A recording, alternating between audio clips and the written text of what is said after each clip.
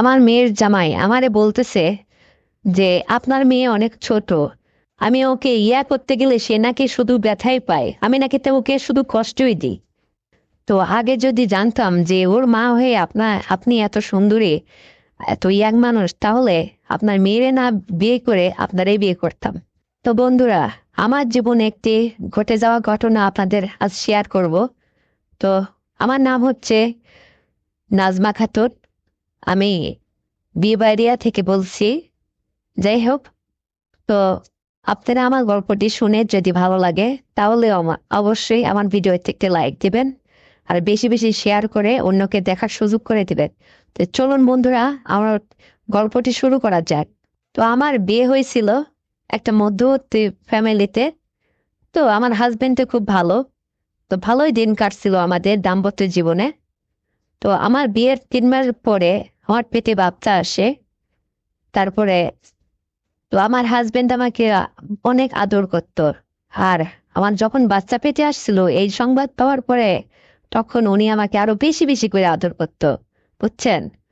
তো তো এরকম দিন যাইতে যাইতে যখন আমার পেটের বাচ্চার বয়স হচ্ছে 9 মাস, তখন তারপরে হঠাৎ আমার একদিন পেটে ব্যথা ওঠে। আর ব্যথা ওঠার পরে আমাকে হাসপাতালে নিয়ে যাওয়া হয়। তো আমাকে সিজার করার কথাবার্তা হয়। তো তারপরে তো আমার সিজার করে একটা মেয়ে সন্তান হলো।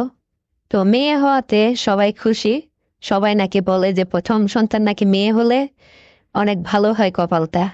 যাই হোক, মেয়েটাও অনেক দেখতে শুনতে মাশাআল্লাহ উজ্জ্বল হয়েছে। তা সবাই খুশি, আমার ফ্যামিলির লোকও খুশি, আমার শ্বশুরবাড়ির লোকজন সবাই খুশি এক কথায়। খুব আলোড়ন পড়ে গেছে আমার মেয়েকে দেখে, চাঁদের মতো হয়েছে আর কি। তো তারপরে আজ যেদিন আমার এই মেয়েটা জন্ম নিল, এই দুনিয়াতে আসলো, ভাই, সেদিন থেকে মানে আমার ঘরে একদম মনে হচ্ছে লক্ষ্মী আসলো। মানে কোনো টাকা পয়সার কোনো অভাব নেই। মানে সংসারের অভাব সব দূর হয়ে গেল। শুধু উন্নতি আর উন্নতিই শুরু হলো এই বাচ্চাটা প্রসব হওয়ার পরে। তো এরকম দিন চলতেই থাকলো। তারপরে যখন আমার ওই মেয়েটা ছোট থেকে বড় হলো, আমার মেয়েটার বয়স যখন 8 বছর, তো তখন ওর বয়স যখন 8 বছর, তখন আমার হাজবেন্ডটা মারা যায়। তো মারা যাওয়ার পরে আমি কান্নাকাটি করতেছি আর বলতেছি যে আসলে আমার জীবনে কি এমন ঘটে গেল, এখন আমার এই সংসারে হাল আর কে ধরবে? আমার তো একটা ছেলে সন্তানও নাই, বা আমার তো সংসারে হাল ধরার মতো কেউ নাই, থাকলো না। তখন আমি খুবই কষ্ট পাই। তো তো হাজবেন্ড মারা গেলে কিন্তু শ্বশুর বাড়িতে কোনো দামই থাকে না, মানে এক কথায় আমার দায়িত্ব নেওয়ার লোকই থাকে না। বুঝিনি তো ব্যাপারটা। তো আমি তো খুব কষ্টের মধ্যে পড়ে গেলাম। তারপরে আমার যখন স্বামী মারা গেছে, তো আমার তো ওই ফ্যামিলিতে কোনো দামই নেই। মানে ক্রমেই দিন যায়, আমার শ্বশুর শাশুড়ি কেমন যেন আমার সাথে দুর্ব্যবহার করতে শুরু করলো। মানে কেমন যেন করে, আমার একদম ভালো লাগে না। তো কিন্তু আমার ইচ্ছা ছিল যে আমার এই মেয়েটারে নিয়ে আমি সারা জীবন আমার শ্বশুর বাড়িতেই কাটাবো। কিন্তু আমার শ্বশুর শাশুড়ি আসলে আমাকে সেই সুযোগটাই দিল না। মানে আমি কেমন যেন একটা ওদের অত্যাচারে ওই বাড়ি ছাড়ার উপক্রম হয়ে উঠলাম।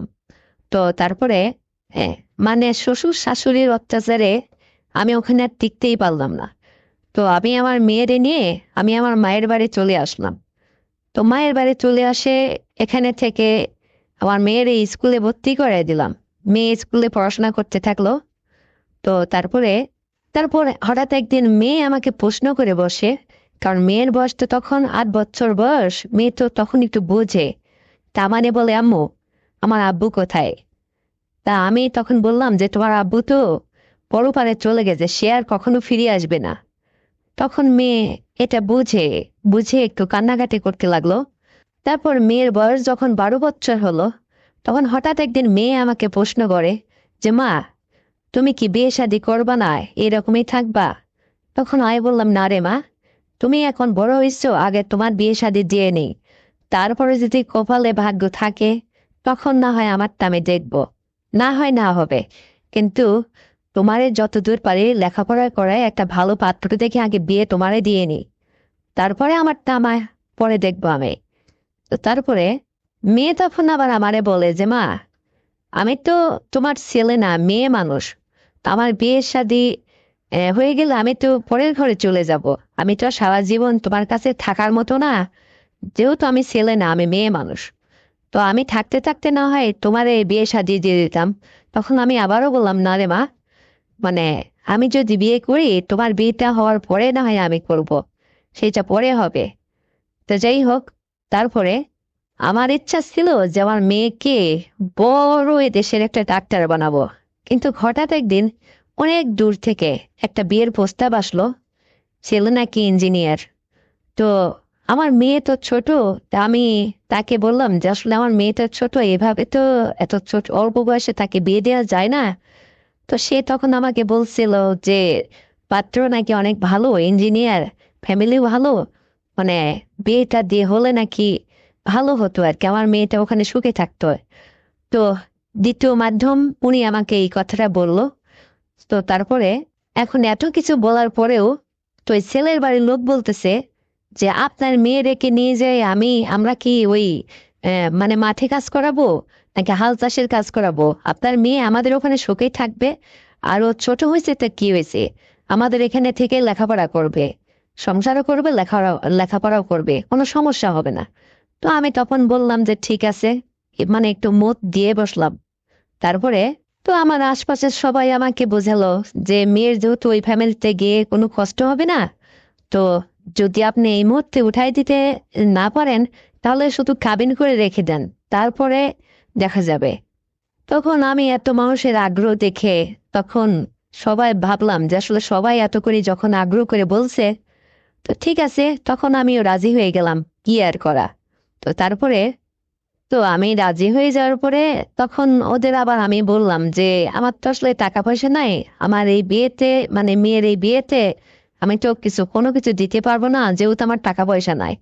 তখন ওরা বললো যে ঠিক আছে, আপনার টাকা পয়সা লাগবে না, শুধু আপনার মেয়েকে দেখতে শুনতে অনেক সুন্দরী, তাই আপনার মেয়েকে আমরা নেব, এত টেনশন আপনার করতে হবে না। তো বাস, আমি রাজি হয়ে গেলাম। তো তারপরে তারপরে যাই হোক, ছেলে ভাইয়ের লোকজন সব তিনখান করে ওরা আসলো, আমার মেয়ের বিয়ের সাথে দিয়ে দিলাম। তো আমি খুব কষ্ট পাইলাম মেয়েকে বিয়ে দিয়ে, কারণ মেয়েকে বিয়ে দিয়ে তো আমি একা হয়ে গেলাম। মানে আগে তো মেয়ে আমার পাশে ছিল, তখন তো ভালোই দিনকাল কাটছিল দুজনের। তো ওকে বিয়ে দিয়ে আমি খুব কষ্টের মধ্যে পড়ে গেলাম, মানে খুব খারাপ লাগতো আমার। আমার তো আর কেউ নেই, ওর আব্বুও বেঁচে নেই। তো তারপরে হ্যাঁ, তারপরে এখন ওকে বিয়ে শাদী দেওয়ার পরে তো আমি একদমই একা হয়ে গেলাম। মানে আমার এখন আর ওই একবেলা রান্না করলে দুই বেলা খাই, খাওয়ারও টেনশন নেই। ওর যে স্কুল ড্রেস কিনে দিতে হবে, ওর পড়ালেখার খরচ চালাতে হবে, এসব টেনশন মাথার থেকে আর কি দূর হয়ে গেল। যাই হোক, তো ভালোই দিনকাল চলছিল। হঠাৎ এরকম চলতে চলতে হঠাৎ 2-3 মাস বাদে মানে মেয়ের বাড়ির থেকে আহ মানে ওরা একটু চাপ দিল আমার মেয়েকে যে তোমার বাপের বাড়ির থেকে কিছু টাকা নিয়ে আসো, মানে ওরা আমার মেয়ের কাছে 1 লক্ষ টাকা দাবি করে বসে। তা মেয়ে হঠাৎ একদিন আমাকে বলে যে মা, তুমি তো কোনো বিয়েতে, আমার বিয়েতে যৌতুক দাওনি, কোনো কিছু দাওনি, তো তোমার জামাই তো হচ্ছে মানে আমার কাছে এই যে 1 লক্ষ টাকা চাই, তো এখন কি করবা? তখন আমি মেয়েরে বললাম যে দেখো মা, আমার কাছে তো কোনো টাকা পয়সা নেই, আমার টাকার মধ্যে একটুখানি জায়গা জমি আছে, হয়তো এইটুকু তাহলে বিক্রি করতে হবে। তো তারপরে কি আর করা, যেহেতু মেয়েকে কোনো যৌতুকের টাকাটুকে কোনো কিছু দেয়নি, তো পরে আমি ওই জায়গাটুকু বিক্রি করে ওখান থেকে তারে মানে 50,000 টাকা মতো দিলাম, আর কিছু টাকা রেখে দিলাম। দে হয়তো কিছুদিন পরে আমি একটা ছোট্টখাটো করে কিছু লোকজন দাওয়াত করে অনুষ্ঠান করে মানে সবাইকে একটু খাওয়াবো। তো তারপর মেয়ের জামাইকে আমি মানে ডাকলাম, ওরা আসলো, আসার পরে বললাম যে বাবা, মানে বিয়েতে তো অনুষ্ঠান করছিলাম না তোমাদের, তো যাই হোক, এখন মানে মানে আমিও কিছু আয়োজন করছি, আমার আশপাশে কিছু মানুষজন, আত্মীয় স্বজন এবং মেয়ের জামাই ওখান থেকে কিছু লোকজন আসছিল, ছোটখাটো একটা অনুষ্ঠান করে যাই হোক ঝামেলাটা পার করলাম। তো সবাই চলে গেছে, আমি মেয়ে আর মেয়ের জামাইকে রেখে দিলাম। তো রেখে দেওয়ার পরে তো কিছুদিন হয়তো তারা আমাদের এখানে ভালোই থাকলো। তো এর মাঝখান দিয়ে একটা ঘটনা ঘটে গেল, যেটা আসলে খুবই দুর্ভাগ্যজনক ঘটনা। আসলে এই ঘটনাটা আমি তাদের কাছে কখনো, এই মেয়ের জামাইয়ের কাছে আশা করছিলাম না। তো তারপরে তো হঠাৎ এক সময় আমার মেয়ের জামাই আমাকে বলতেছে যে আম্মা, শাশুড়ি আম্মা, আপনি তো দেখতে শুনতে খুবই সুন্দরী, আর আপনার বয়সটাও যে খুব বেশি তা না, বয়সটা কম।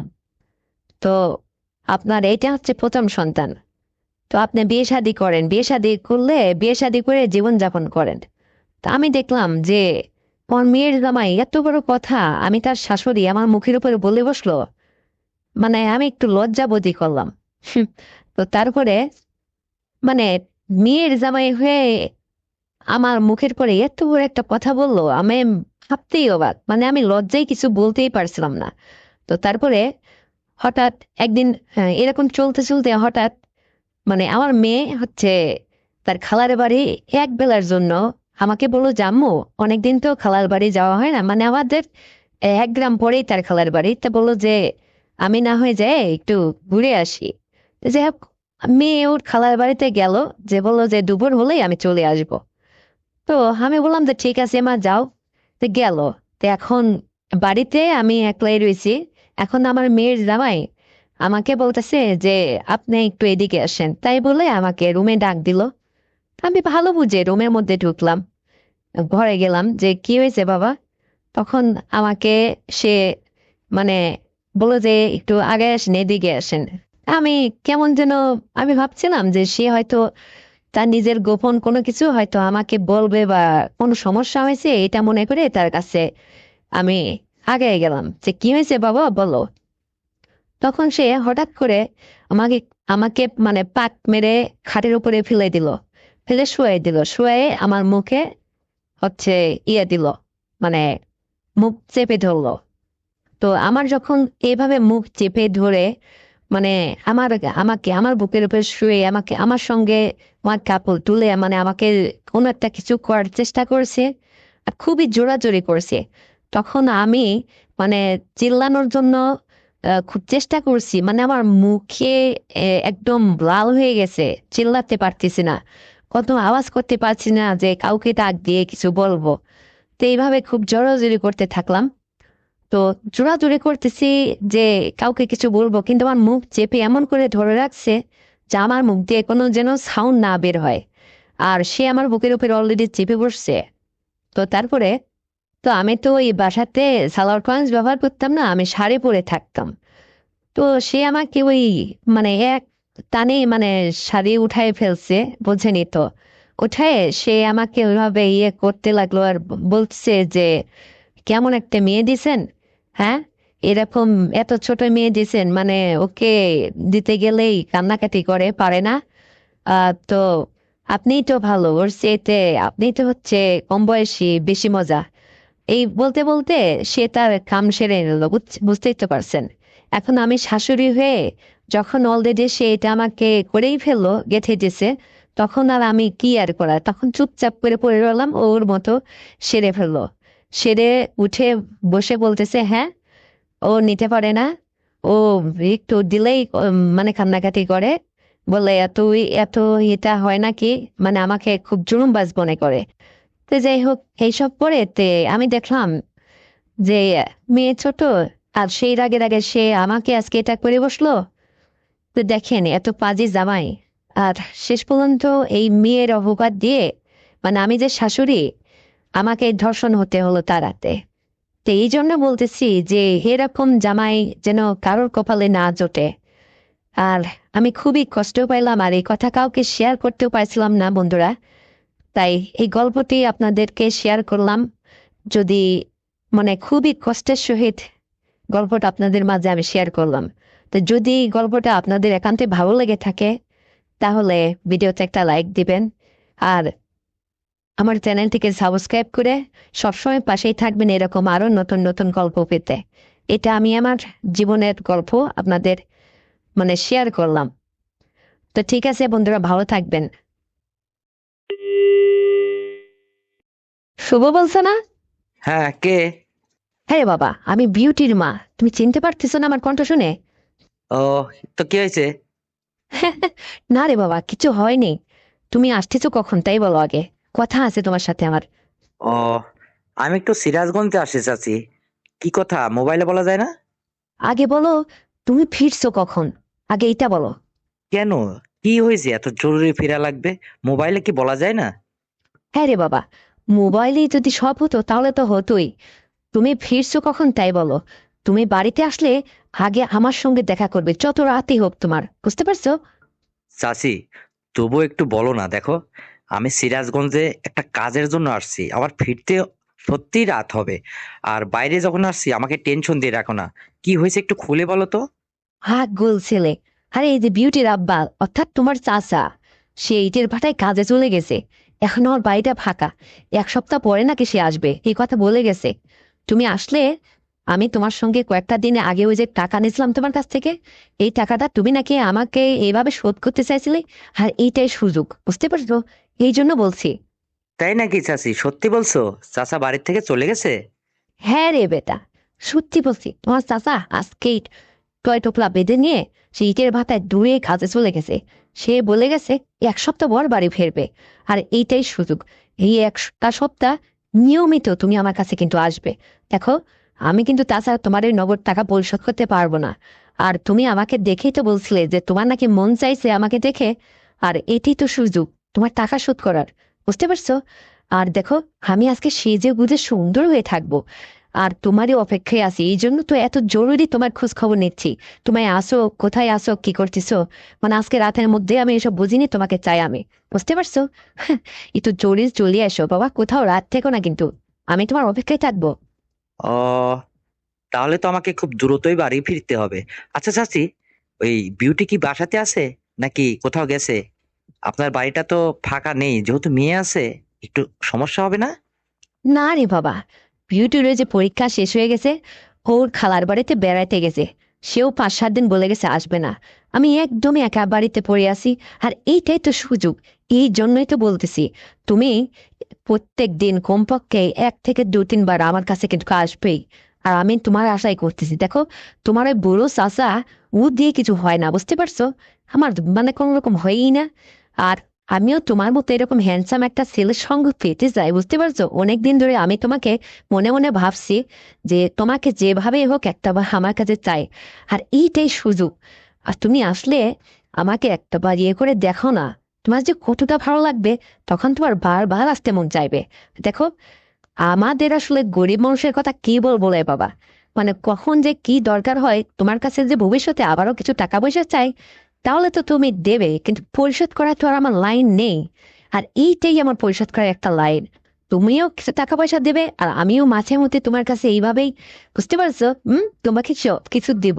আর তুমি একটাবার আমাকে দেখোই না, মানে কাছে পেয়ে দেখো তোমার কতটা ভালো লাগে, বুঝতে পারছো? এইরকম একদমই ফেলানো মনে করো না, আর 5 জনের মতো না। কারণ আমার কোনো কিছু না ইয়ে করতে করতে একদম জং ধরে গেছে। তোমার কাকা সে তো ওই আজ একবার, ওই আর 1 বছর পর একবার, মানে তার ইয়েই হয় না। আর সে তো মনে করো হলো মানে দিন মজুরি খেটে খাওয়া মানুষ, তার ওই সাংসারিক টেনশন, টাকা পয়সা, কিভাবে সংসার চলাবে, এই সমস্ত টেনশন মাথার মধ্যে নিয়ে তারপর কারুর কামলা দিতে গেলে সে কষ্ট অজস্র পরিশ্রম করে যখন বাসায় ফেরে, তার কি আর ওই সমস্ত মন চায় বলো? এই জন্যই তো আমি আসলে সুযোগও পাই না, বাড়িটাও ফাঁকা হয় না। আর এইটি সুযোগে 7টা দিন কমপক্ষে প্রত্যেক দিন 2-3 বার, এবেলা ওবেলা নেই, রাত নেই, সবসময় আমি তোমার সঙ্গ পেতে চাই বাবা। আমি কিচ্ছু বুঝি না, এই সমস্ত কোনো অজুহাত দিওই না। তুমি আমাকে টাকা যখন দাও দিও না, কিন্তু আমার লাগবেই। আমারও তো একটা মন বলে কথা আছে বাবা, তাই না? চাচি, আসলে তো এটা ঠিক। মন সবারই আছে, ছোট লোক বড় লোক সবারই মন আছে। কিন্তু আসলে কজনের বা আশা পূরণ হয় চাচি? এইটাই তো বিধাতার খেলা। কিন্তু আচ্ছা চাচি, আমি একটা জিনিস ভাবতেছি। আবার কোনো পরিকল্পিত টাকা ডাকতেছো না তো আমাকে? মানে আমাকে কোনো কিছু ইয়েতে আটকাবা না তো? আমি ঠিক বুঝে উঠতে পারতেছি না। হঠাৎ করে এত জরুরি তলব। সবই ঠিক আছে, আর কোনো কিছু না হলে না এটাই ভালো। কিন্তু তবুও। হে রে বেটা, আমার উপরে আজ পর্যন্ত এতটুকু তোমার বিশ্বাস অর্জন হয়েছে? হা, তুমি আমাকে এখনো চিনতে পারো না রে বাবা। তোমার কাছ থেকে আমি টাকা পয়সা ধার নেই, গরিব মানুষ বলে। এই জন্য তুমি আমাকে এতটা অবিশ্বাস করতে পারতেছো, ঠিকঠাক করে দিতে পারি না। কিন্তু বাবারে, গরিব মানুষ হতে পারে, কিন্তু আমার জবান এক, বুঝতে পারছো? আমার জবানের দাম আছে, তুমি একটাবার এসেই দেখো। তাহলে চাচি, আমার তো ফিরতে ফিরতে কমপক্ষে রাত 9টা থেকে 10টা বেজে যাবে। আমি কি বাসায় ডাকবো না তোমাদের ওখানে আসবো? আরে না রে বাবা, তুমি আমার জরুরি ডাকা শুনে কি একদম বুঝতে পারতেছো না? তুমি সোজা আমার বাসায় চলে আসবা। আমার বাসার থেকে সে রাত 2টো বাজুক আর 3টে বাজুক আর সকালে যাও, কোনো সমস্যা নেই। আমি তোমাকে সারাটা রাত্রের জন্য চাই রে বাবা। দেখো কতদিনের আশা, তুমি আমাকে নিরাশ করো না বাবা। দেখো, কতদিন তোমার মতো এরকম হ্যান্ডসাম যুবকের সঙ্গ পাইনি। এটা আমার খুব ইচ্ছা, বুঝতে পারছো? খুব শখ আমার। তুমি আমাকে আমার ইচ্ছা থেকে একদম বিতাড়িত করো না রে বাবা। তুমি সোজা আমার বাসায় চলে আসো তো। গরিবান হিসাবে যতটুকু রেঁধে বেড়ে রাখছি, এটাই তুমি খালেই হবে, বুঝতে পারছো? তুমি আমার বাসায় সোজা চলে আসো। আচ্ছা ঠিক আছে, তা নয় আসা যাবে। তো তোমার জন্য কি কিছু নিয়ে আসবো বাইরে থেকে? আমার জন্য কিছু আনা লাগবে না, তবে একটা জিনিস তোমাকে আনতেই হবে, বুঝতে পারছো? মানে আমার 2-3 দিন আর 3টা দিন 4টা দিন আগে আমার ইয়ে হয়েছিল তো। তো তবু এই জন্য তো আমার এতটা মন চাইছে, তুমি একটু প্রোটেকশন হাতে করে নিয়ে এসো বাবা। তাছাড়া আবার বোঝো না, হ্যাঁ, কিছু যদি হয়ে যায়। প্রোটেকশন মানে বুঝলাম না। ও হ্যাঁ হ্যাঁ, আমি এখন বুঝতে পারছি চাচি। ওটা লাগবে কেন? ও দিয়ে আমার ভাল লাগে না।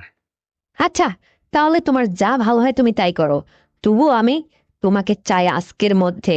তুমি মিস করো না কিন্তু, বুঝতে পারছো? আর আরেকটা কথা বাবা, আমি কি সেজে গুজে থাকবো, মানে রাঙা বউ হয়ে থাকবো বাড়িতে? হুম? এতদিন পর একটা খুশির সংবাদ আমার। আমার যে কতটা আনন্দ লাগতেছে! তোমার সাথে কথা বলতে লাগলে আমার কেমন দৃশক লাগতেছে তোমাকে বুঝাতে পারবো না। খুব খুশি আমি, বুঝতে পারছো? তাই নাকি? ঠিক আছে, তাহলে দেখা যাবে তুমি কতটা ইয়া করতে পারো। আমিও তোমার পরীক্ষা নেব, বুঝতে পারছো? হ্যাঁ ঠিক আছে। হ্যাঁ রে বাবা, দেখো নে দেখো নে। এত সহজ না আমাকে ইয়ে করা, বুঝতে পারছো? তুমিই পারবা না। এই যুগের ছেলে পেলেরা যে কতটা ইয়ে করতে পারে ওটা আমার জানা আছে খুব ভালো করে রে বাবা। তারা আজকাল এই সমস্ত মোবাইলে কি দেখে, ছাইপাস নাটক সিনেমা ওই সমস্ত দেখে দেখে হাত দিয়ে ইয়ে করে ফেলে। তারা যে কতটা ইয়ে করতে পারে ওটা আমার খুব ভালো করে জানা আছে এই যুগের ছেলে পেলে। আরে বাবা, আগেকার বুড়ো মানুষ হলো তারা যথেষ্ট, বুঝতে পারছো? আচ্ছা, আমি দেখি তোমার জন্য কতটুকু সেবা যত্ন, আদর যত্ন তোমাকে দিতে পারি। তোমাকে এটা আমি আমার মন থেকে আপ্রাণ চেষ্টা করব। তুমি যেভাবে আমাকে চাও, মানে চিৎ গায়ে টুপুর যেভাবে আমার কাছ থেকে আমার হাতে খাওয়ান খাইতে চাও, আমার হাতে রান্না খাইতে চাও, বা আমাকে ওটা ইয়ে করতে চাও, যতবার খুশি, বুঝতে পারছো? হ্যাঁ, আমি তোমার জন্য একদম রেডি হয়ে আছি রে বাবা। আর শোনো রে বাবা, গরিব মানুষ হলেও হাতের লেখা ভালো আছে। তাই নাকি? জবর কথা তো। আমাকে লজ্জা দিও না। আর শোনো চাচি, তুমি এই যে বলতেছো না এই যুগের ছেলে পেলে এটা পায় না ওটা পায় না, এই সমস্ত কথা ভুল। সবাই কি একরকম? আমি তো অন্যদের মতো না, আমি একটা কর্মঠ ছেলে, কর্মজীবী। আর আমার নিজের চারিত্রিক সার্টিফিকেট তো তুমি জানোই। আমি শুধু কর্মের পিছনে ছোটাছুটি করি। এদিক দিয়ে আমি মানে নিটল আছি। তুমি আমার কাছ থেকে পরিপূর্ণটাই পাবে আশা করি, বুঝতে পারছো? তো ঠিক আছে, এখন মোবাইলে যদি এত কথা বলি তাহলে বাড়ি ফিরবো কখন? তো রাখি নাকি? আচ্ছা রে বাবা, রাখতে চাও রাখো, তবে যাওয়ার বেলায় একটা কথা বলে দেই, তুমি কিন্তু মিস করো না। আমি কিন্তু তোমার অপেক্ষায় দরজা খুলে বসে আছি, বুঝতে পারছো? হুম। আচ্ছা, রাখো। ওকে, ভালো থাকো, আসতেছি আমি। তো বন্ধুরা, আমার এই পরকীয়া সংলাপটি শুনে তোমাদের কেমন লেগেছে অবশ্যই কমেন্ট করে জানাবে।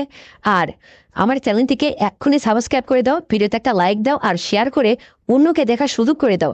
সবাই ততক্ষণে ভালো থাকো। আসছি আবার নতুন গল্প নিয়ে। আল্লাহ হাফেজ। আসসালামু আলাইকুম। ওয়ালাইকুম আসসালাম। আপনি কি সুমতি স্যার বলছেন? হ্যাঁ, তো কি হয়েছে? স্যার, এই মাসের কিস্তি আমার বাড়িওয়ালা দিতে পারবে না। সে ওই যে ইটের ভাতার কাজে চলে গেছে। ও, এই আপনি মুকুল ভাইয়ের বউ না? এতক্ষণে পরে আপনি চিনতে পারলেন স্যার? হ্যাঁ, আমি আসলে বুঝে উঠতে পারছিলাম না। আরে স্যার, আমি আপনার ওই যে সুন্দরী ভাবি, আপনার সুন্দরী ভাবি বলে ডাকেন, সেই আমি। হ্যাঁ ভাবি, এখন আমি চিনতে পারছি। চিনতে যখন পারছেন তাহলে একটা ব্যবস্থা করেন। তো আমি আপনার জন্য কি করতে পারি আপনি বলেন। দেখুন স্যার, আপনি যদি আমার এই উপকারটুকু না করেন আমি একদম বিপদে পড়ে যাব। কারণ আপনার ভাই ইতিপূর্বে কোনো দিন এই ইটের ভাটার কাজ, দিন মজুরি খেটে খাওয়া কাজ করেনি। সে একটা শিক্ষিত ছেলে। তার জন্য আমার বড় মায়া হয় জানেন। এই যে শিক্ষিত ছেলে বেকার অবস্থায় ছিল, এলাকার মধ্যে কিছু ছেলেপেলেরে প্রাইভেট পড়াইতো, সেখান থেকে যে টাকা আসতো সেটাই দিয়ে কোনো রকম করে আমরা ঘুষে মেজে সংসার চালাইতাম।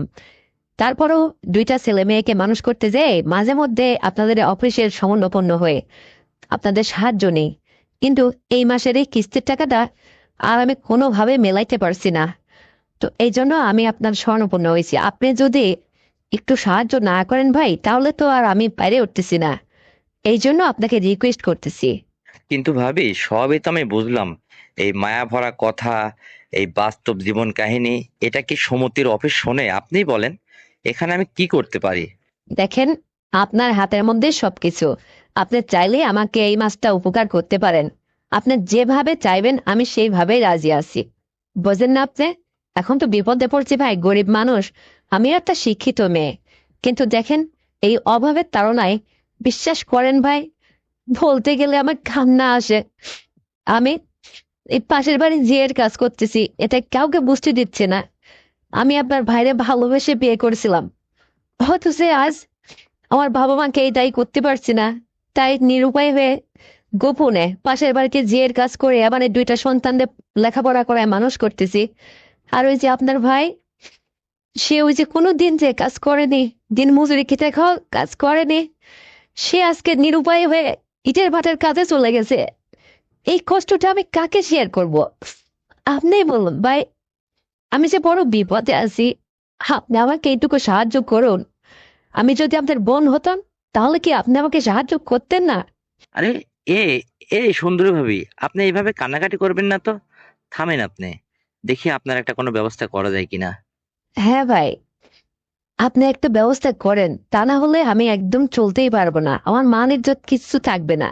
মানুষ জেনে যাবে যে আমরা কিস্তিওয়ালার কাছে দায়ী হয়ে আছি।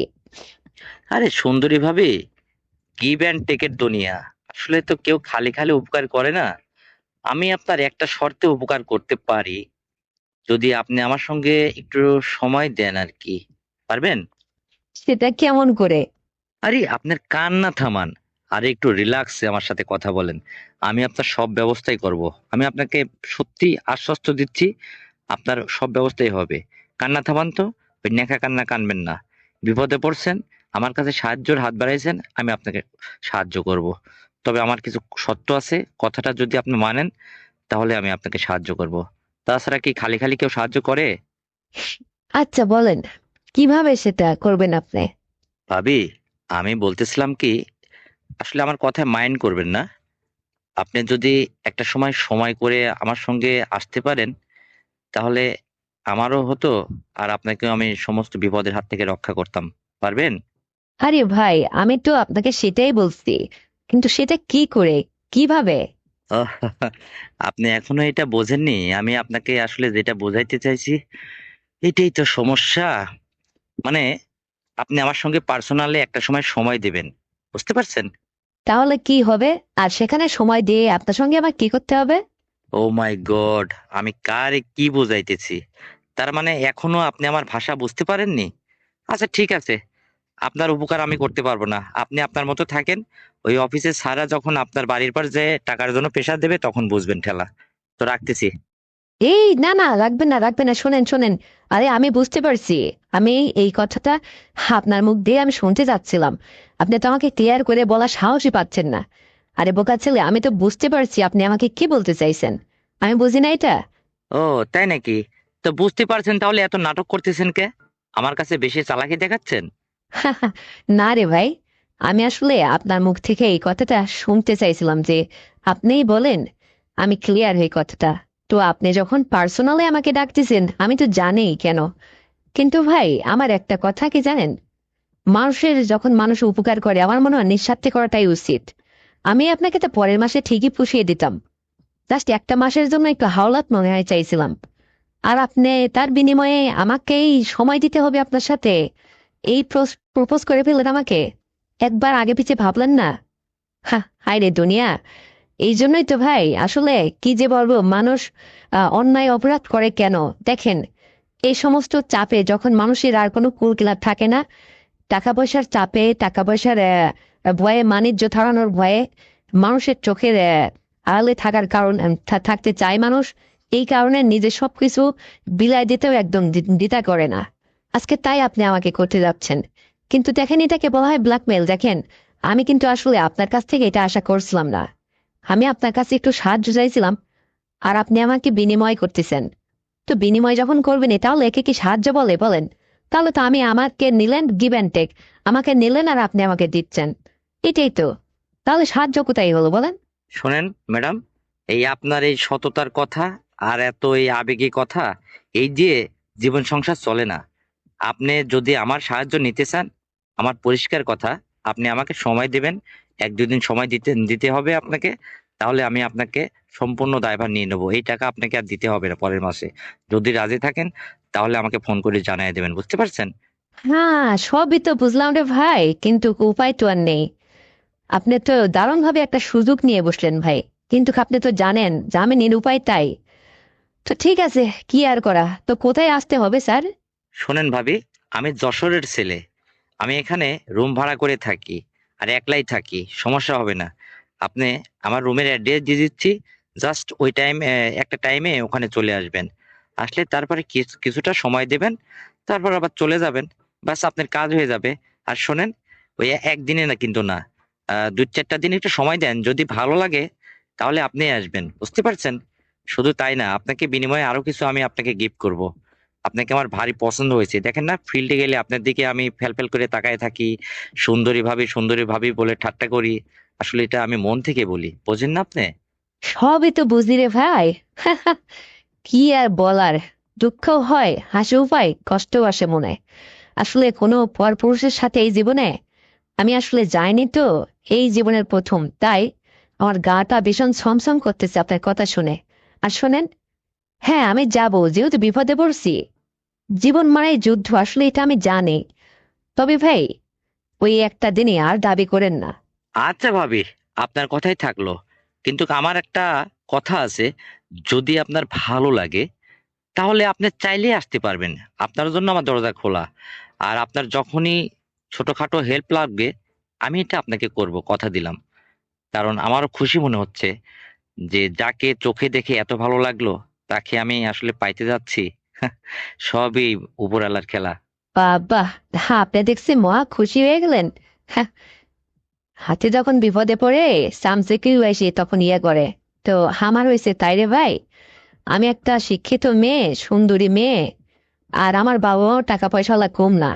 শুধু এরে আমি ভালোবেসে বাড়ি থেকে চলে এসে নিজের ইচ্ছায় বিয়ে শাদী করে সংসার করতে চাই বিদায়, আর জিয়ের কাজ করে সংসার চলাকে না পেরে আপনাদের অফিসের সমানোপন্ন হই। আর আজকের একটা কিস্তি থেকে গেছে, আপনার সাহায্য চাইলাম, আর আপনি আমাকে এইটার দাবি করে এইটা নিয়েই ছাড়তেছেন। নেন, উপরাল একজন আছে। আসলে আমার ইচ্ছাই কিন্তু আপনি পাচ্ছেন না ভাই, আসলে বিপদে পড়ে আমি আর রাজি না হয়ে থাকতে পারতেছি না, তাই গেলাম। এত কান্না করলাম, এত কিছু বললাম, তবুও আপনি, হ্যাঁ, আমার কথায় ভিজলেন না। আপনি আপনার মতোই দেখলেন সত্যটা। কি করবো আসলে, মানুষ কেন যে এই সমাজের মানুষ এইভাবে খারাপ হয়, নষ্ট হয় একটা মেয়ে, কেন, কেন নিজেকে অন্যের কাছে লেলিয়ে যায়? এই যে জাস্ট একটা এক্সাম্পল, এই সমস্ত কারণে তারা তখন আর কুল পায় না, তখন বাধ্য হয়ে অন্য পুরুষের সমানুপন্ন হয়, তার কাছে যায় থাকে। আর সমাজের এক শ্রেণীর মানুষ ওই মেয়েটাকে ভুল বুঝে ঘৃণা করে। অথচ সে চাইলে তার সাহায্যের হাতটা ওই মেয়েকে বাড়ায় দিয়ে একটু সাহায্য করলে কিন্তু ওই মেয়েটার আজ খারাপ হওয়ার কোনো চান্স থাকে না, সে ভালোই থাকতে পারতো। কেউ তো দেখে না, সমাজের টাকা পয়সা আল্লাহ মানুষ যারা আছে, তারা রে ভাই কেউ দেখে না, সবাই স্বার্থপর। অথচ যদি একটা মেয়ে যখন নিজের সবকিছু আগায় দেয়, তখন তো ফেল ফেল করে, মানে ইয়ের মতো এসে ওইটা হিংস্র হয়ে এসে ধরে নেয়। এইটা হচ্ছে আজকাল মানুষের নৈতিক চরিত্র ভাই। যা হোক, আমি এখন বিপদে পড়ছি, আপনি সুযোগ নিছেন, নেন। তবে ভালো লাগা আর না লাগা সেটা ম্যাটার করে না। আমি আপনার কথায় রাজি, আপনার সঙ্গে আমি যাব। তো ঠিক আছে, আমি এখন রাখতেছি ভাই, মন মানসিকতা ভালো নেই। তবে আমার এই মাসের কিস্তি যেন আর সাদা নিতে না আসে, এই প্রবলেমটা আপনি সলভ করে দেবেন। আমি একটা দিন আপনার সঙ্গে থাকবো, আমার পা ভয় হবে। তবে এই কথা যেন আর কেউ না জানে ভাই। আর আমার হাজবেন্ড ইটের ভাটার থেকে বাড়িতে চলে আসলে তখন কিন্তু আপনি আমাকে আর ফোনও দেবেন না এই সমস্ত বিষয় নিয়ে। এটা অনুরোধ থাকলো, আমার সংসার ভাঙার কাজ করবেন না। বুঝতে পারছেন? তো রাখতেছি ভাই, আল্লাহ হাফেজ। ওকে, ঠিক আছে, তো রাখেন, পরে কথা হবে।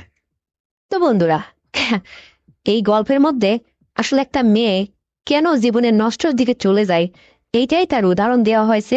যদি এই সংলাপটি আপনাদের ভালো লেগে থাকে তাহলে এক্ষুনি চ্যানেলটিকে সাবস্ক্রাইব করে দেন, ভিডিওতে একটা লাইক দেন, আর শেয়ার করে আপনার কাছের বন্ধু বান্ধবকে শোনার সুযোগ করে দেন। আর হ্যাঁ বন্ধুরা, আগামীকাল আরো সুন্দর গল্প নিয়ে আসছি। ততক্ষণে আপনারা সবাই নিজের স্বাস্থ্যের যত্ন নেবেন, ভালো থাকবেন। আল্লাহ হাফেজ। হ্যালো বন্ধুরা, কেমন আছো তোমরা? আশা করি সবাই ভালো আছো। আর আমিও তোমাদের দোয়ায় খুবই ভালো আছি। তো বন্ধুরা, আজকে ভাই আর বোনের রোমান্টিক সংলাপ তোমাদের মাঝে শোনাইতে চলেছি। গল্পটা একদম স্কিপ করবে না, কিন্তু স্কিপ করলে একদম মজা পাবে না। তাই সম্পূর্ণ শুনবে। আর তুমি যদি এই চ্যানেলে নতুন দর্শক হয়ে থাকো তাহলে এক্ষুনি সাবস্ক্রাইব করে দাও, ভিডিওতে একটা লাইক দাও, শেয়ার করে তুমি তোমার কাছের বন্ধু বান্ধবকে শোনার সুযোগ করে দাও। আর এই গল্পটা যদি সম্পূর্ণ শোনো তাহলে যে সেই সব দিক তোমাদের কি হবে এটা আমি তোমাদের পরে বলবো। খুবই মজা লাগবে বন্ধুরা। তো চলো শুরু করা যাক আজকের সেই ভাই বোনের রোমান্টিক সংলাপটি। তো বন্ধুরা, আমার নাম জুই। আমি একটা মধ্যবর্তী ফ্যামিলির মেয়ে। আমরা দু ভাই বোন। আমার একটা ছোট ভাই আছে, সে কলেজে পড়াশোনা করে, হোস্টেলে থেকে পড়াশোনা করতো। আর আমার বিয়ে হয়েছে, আমার স্বামী তো আমার একটা সন্তান, কন্যা সন্তান জন্ম দিয়ে তার বয়স যখন 3 বছর তখন সে বিদেশ পাড়ি দিয়েছে। আমার মেয়ের বয়স এখন 7 বছর। আর আমার স্বামীর বিদেশ যাওয়া হলো আজ 4 বছর। এই 4 বছরের মধ্যে আমার স্বামী বাড়িতে আসার নামই নেয় না। তার কাছ থেকে যখন অন্য কলিগ বাংলাদেশে আসছে, তার কাছ থেকে শুনতে পারলাম সে নাকি ওখানে একটা সংসার করার মতো আর কি বন্ধ ব্যবস্থা করে বসছে। যাই হোক, সে বিদেশ যাওয়ার পরে প্রথম প্রথম কিছু সময় আমাকে দারুণভাবে রেসপেক্ট করতো, আমাকে ফোন করতো, কত মায়া মহব্বতের গল্প শোনাতো, আমাকে সাজুগুজু করে দেখতে চাইতো, সংসারের হাল হকিকত সবসময় জানতে চাইতো, আমার মেয়ের সম্পর্কে সবকিছু জানতে চাইতো। মেয়ে আমাকে মানে তার সঙ্গে ভিডিও কলে কথা বলতো, আব্বু আব্বু করে ডাকতো। এই যে একটা মায়ার বন্ধন, সেই জিনিসটা যেন আজ বিগত 2 বছরের মধ্যে তার মধ্যে থেকে আর পাওয়াই যায় না। সেজন্য একদম বদলে গেছে। তো এইরকম দেখতে দেখতে আর কত সহ্য করব। আর 4টা বছর হয়ে গেল, তাকে বাড়িতে আসার কথা যদি আমি ফোনে বলি সে যেন আমাকে মেজাজ করে। সে বলে যে আমি কোম্পানির কাছ থেকে অনেক টাকা পাবো, কোম্পানি আমার টাকা আটকে দিছে, টাকাটা যতদিন না পাবো অতদিন তো আমি বাংলাদেশে যাইতে পারতেছি না। এই অজুহাত দেখায় সে আমার কাছ থেকে শুধু পাশ কাটিয়ে যাচ্ছে। অথচ তার কোম্পানির একজন ম্যান এদেশের, সে যখন বাড়িতে ছুটিতে আসছিল আমাদের রেখে সিনে আমাদের এখানে বাড়িতে এসে বেড়ায়, সে বলে গেল যে ভাবি, ভাই তো ওখানে এই এই কাজ করছে, মানে তার ওয়ার্কারের মধ্যে একটা মেয়ে ছেলে, তার সাথে নাকি খুব গুড রিলেশন এবং তার সাথে খুবই সম্পর্কটা ভালো চলতেছে, যার কারণে আপনাকে আর এইভাবে আগের মতো ঘন ঘন ফোন করে না বা খোঁজখবর নেয় না। আর ওখানে সেই মেয়েটার প্রতি অনেক ব্যয়বহুল খরচও করতেছে, টাকা পয়সা সে গাদা গাদার কোত্থেকে পাঠাবে। তো এই খবরটা শোনার পরে আমি একদম হতাশ হই, মানে আমার মন মেজাজ একদম ভালো নেই বন্ধুরা। তো আমি তখন এই সংবাদটা বাবা মাকে বললে আমার গরিব বাবা মা তারা শুনলে হয়তো কষ্ট পাবে মনের কাছে, যে মেয়েটা অসুখী, একটা মেয়ে তাদের আমি। আর আমি এত সুন্দরী ছিলাম, মানে আমার কত ভালো ভালো জায়গা থেকে বিয়ের সম্বন্ধ আসতো। বন্ধুরা, আসলে কপালে লেখন যেখানে থাকে বাবা মা সেখানেই দেয়। তো যাই হোক, সেসব কথা যাজ্ঞা। তো আমার তো এখন এই জীবন যৌবন ভর্তি একটা মেয়ে, এত সুন্দর মোটা তাজা হষ্টপুষ্ট নাদুস নদুস, দেখতাম একটু শ্যামলা, কিন্তু খুবই সুন্দরী ছিলাম বন্ধুরা, নিজের কথা নিজে বলতে নেই। তবে হ্যাঁ, এটাই ঠিক। তো আমার ছোট ভাই আমার মতোই খুব জোয়ান মোদ্দা, খুবই মানে হ্যান্ডসাম আমার ছোট ভাইটা। সে আমার 3 বছরের ছোট। তো আমার ছোট ভাইয়ের নাম হচ্ছে জুয়েল। তো জুয়েলকে আমি হঠাৎ করে একদিন ফোন করলাম যে হ্যাঁ রে জুয়েল, তুই তো হোস্টেলে থেকে পড়াশোনা করিস, বাবা মা তোকে তো পড়াশোনার খরচ ঠিক মতো চালাইতে পারে না, তো ওখানে তুই কি করে চলতেছিস, আমার কাছে তো কিছু বলিস না। আবার তোর দোলাভাই যে ফোন করে বা আমাকে ওখান থেকে মাসে মাসে পূর্বের মতো টাকা পয়সা পাঠায় তাও তো না। আমিও কোনো রকম দিনপথ পার করতেছি, ওই যেটা লাগে সংসারে তার বেশি কিছু তো দুলাভাইয়ের এখন দেয় না রে। তোকেও সহযোগিতা করতে পারি না, খুব খারাপ লাগে। তুই কিভাবে চলতেছিস ভাই? তখন জুয়েল বলে যে, বড় আপু, এখানে বাবা মা যেহেতু আমাকে মাসের খরচাটা ঠিক মতো দিতে পারে না, আমি কি করব? একটা গরিবের ছেলে যখন ভালো স্টুডেন্ট হয়, তো আমি তো ভালো স্টুডেন্ট, আমার লেখাপড়া দিয়ে খুবই ভালো। তো ওই যে আমি এখানে কয়েকটা টিউশনে ঠিক করছি, দুবেলা টিউশনি পড়াই, আর মাসে মাসে সেই টিউশনের টাকা দিয়ে নিজের খরচাটা একটু চালিয়ে নিই কোনো রকম। আমি কারো কাছে তো সাহায্যের হাত এখনো বাড়াইনি যে কারো সাহায্য নেব। তোমরাই কিভাবে চলতেছে না চলতেছো, যাই হোক, কি সমস্যা হঠাৎ ফোন করলে যে? তখন আমি বললাম যে, জুয়েল, তোকে একটা কথা বলতে চাই ভাই, না বলে আর পারতেছি না। অনেকদিন ধরে বলতেছিলাম, ভাবতেছিলাম যে তোকে একটা কথা বলবো, কিন্তু বলতে যায় মুখে আটকে যায়, আর কখনো বলাই হয়নি। আজকে বাধ্য হচ্ছে তোকে বলতে। তুই আমার যেহেতু ছোট ভাই, কিছু মনে নিস না।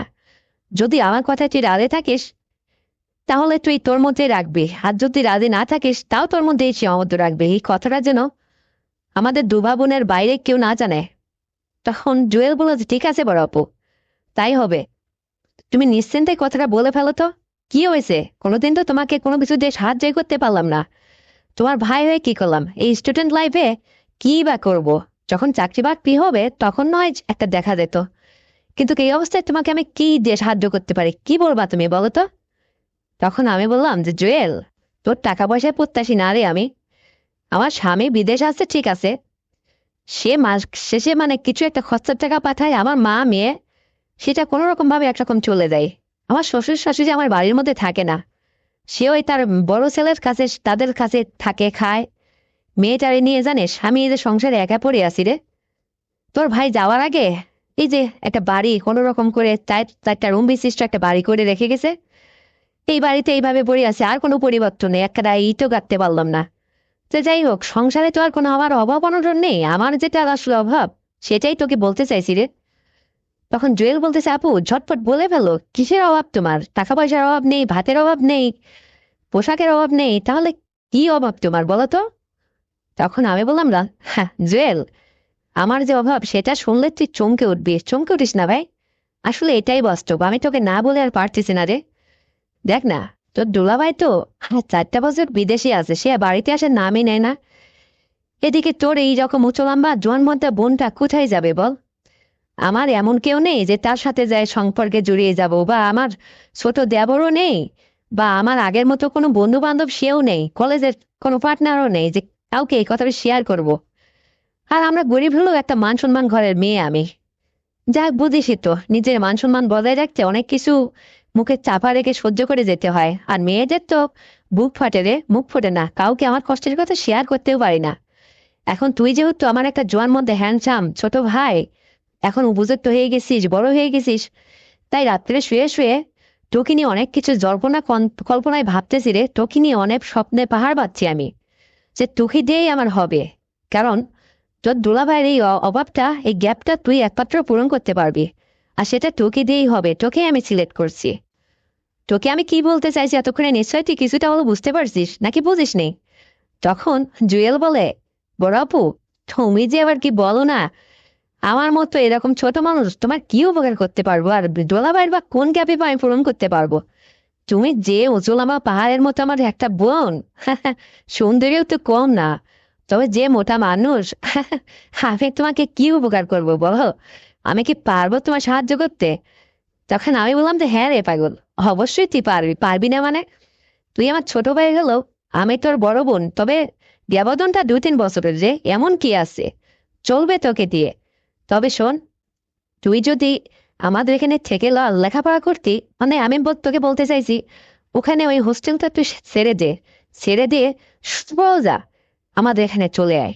এসে তুই এখানে থেকে কলেজে লেখাপড়া কর, তোর ঘোড়ার ডিমাই টিউশনি, ওই কোন এই জায়গায় ওই জায়গায় যায় হাত পাতা লাগবে না। বাবা মা যেহেতু তোর টাকা পড়া লেখাপড়ার খরচের টাকা ঠিকঠাক মতো চালাইতে পারে না, আমি তো সমস্ত খরচ বহন করব, আজকের থেকে তোর দায়িত্ব নিয়ে নিলাম। কিন্তু তুই একটু ভাই আমার ভালো, আমার উপর একটু সুনজর রাখ, মানে তোর মতো এরকম হ্যান্ডসাম ছেলে আমার লাগবে। দেখ না আজরেল, দিনের পর দিন এই যে দিনগুলা অতিবাহিত হয়ে যাচ্ছে, তোর আমি একটা জন্মটা বোন, আমার জীবন থেকে যেইটা দিন একটা করে দিন চলে যাচ্ছে, অতিবাহিত হয়ে যাচ্ছে, তুই বল আগামী কালকে আর এই দিনটা ফেরত আসবে? অথচ আমি একটা যৌবনবতী মেয়ে এই সংসারে এইভাবে নিথর হয়ে পড়ে আছি। কবে তো দুলাভাই আসবে সে চাতক পাখির মতো চেয়ে আছি।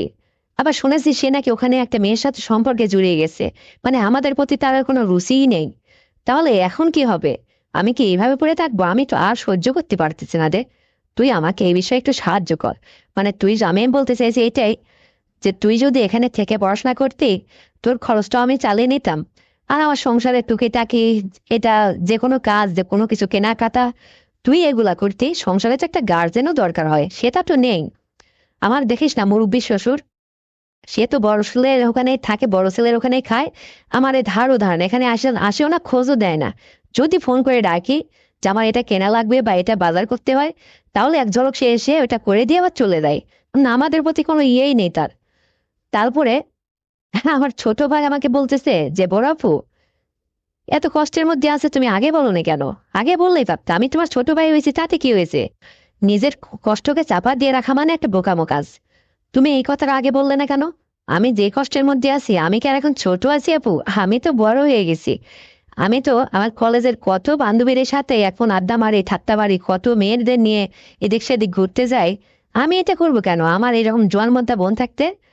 তারপরে আমি দেখলাম যে ভাই তো আমার এখন একটু দেখতেছি বোঝা শিখে গেছে, উপযুক্ত হয়ে গেছে। ভাইকে দিয়ে এখন আমার হবে, এটা ভেবে জুয়েলকে বললাম, হ্যাঁ রে জুয়েল, সত্যি তুই বড় হয়ে গেছিস তাই না? তুই অনেক কিছু বোঝা শিখে গেছিস। আসলে রে আমারই ভুল। আমি যে কেন আরো 1 বছর আগে তোর স্বর্ণপূর্ণ হলাম না, তোর কাছে এই সাহায্যটা চাইলাম না। চাইলে হয়তো এতদিন এই কষ্ট করে থাকতে হতো না। জানিস ভাই, অনেক কষ্টের মধ্যে আছি। রাতে আর ঘুম হয় না, শুইলে শুধু হাত পা ছটফট ছটফট করে। বুঝিস তো, তোকে আর লজ্জা করে কি করবো রে? বোনের কথাটা শোন তাহলে। একটা বিবাহিত মেয়ে স্বামী ছাড়া থাকাটা অনেক কষ্ট, অনেক যন্ত্রণাদায়ক। যেটা আসলে তোকে বলতে আমার লজ্জা হচ্ছে, তারপরও ছোট ভাই তুই।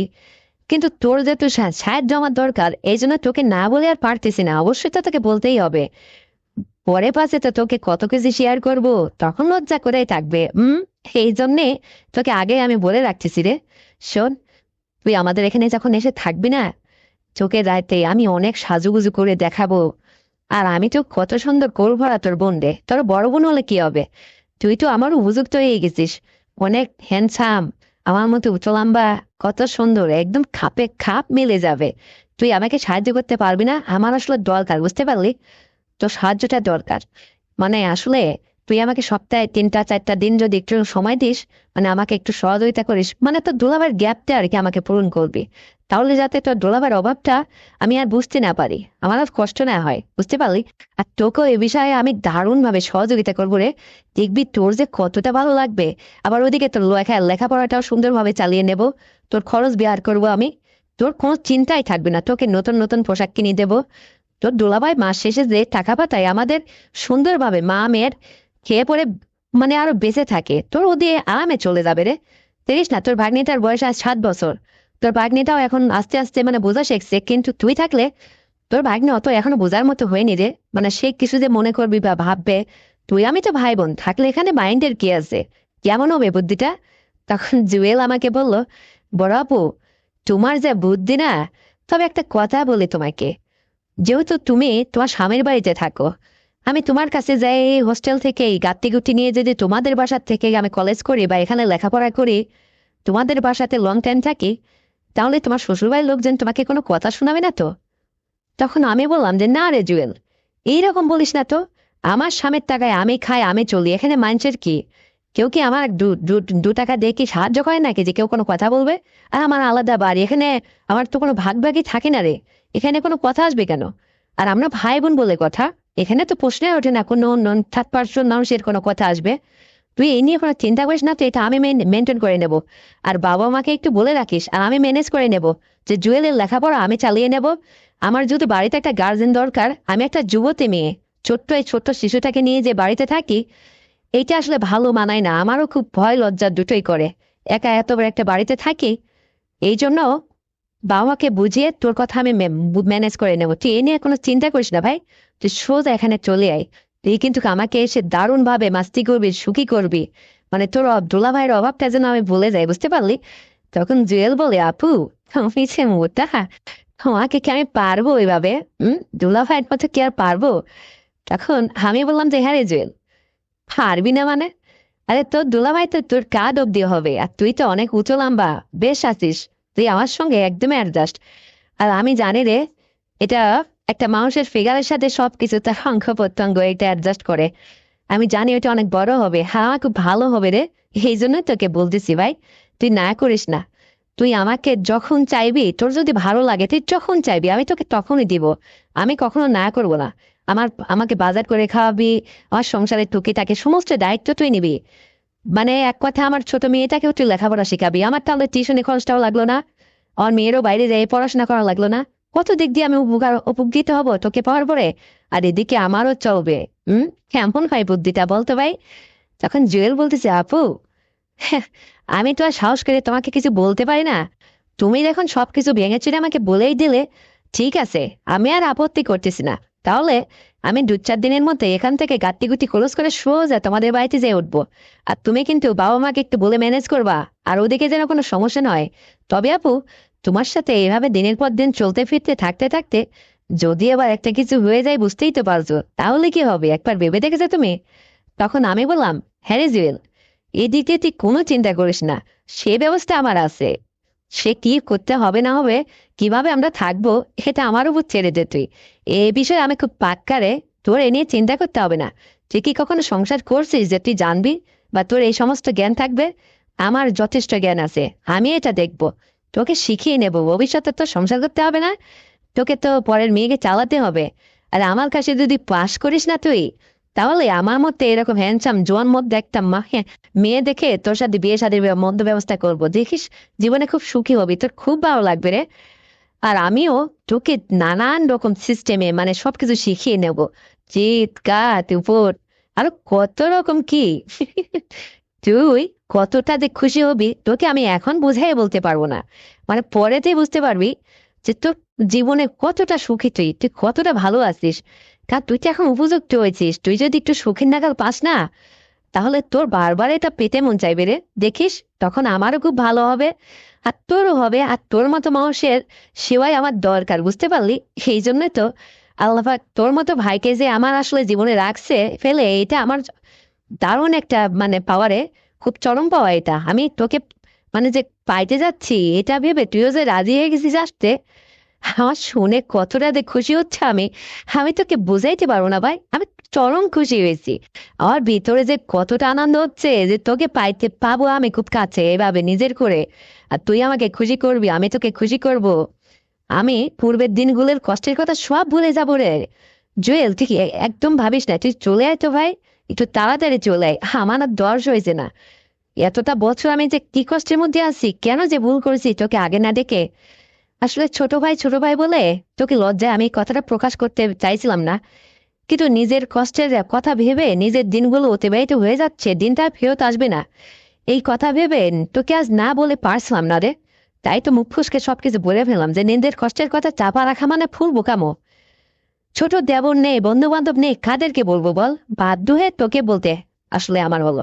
তো ঠিক আছে, তুই ভাই আমার কথা যখন রাজি হয়ে গেছিস আমার কথায়, আর দেরি করিস না, চলে আয়, তোকে আমি দারুণ খুশি করব।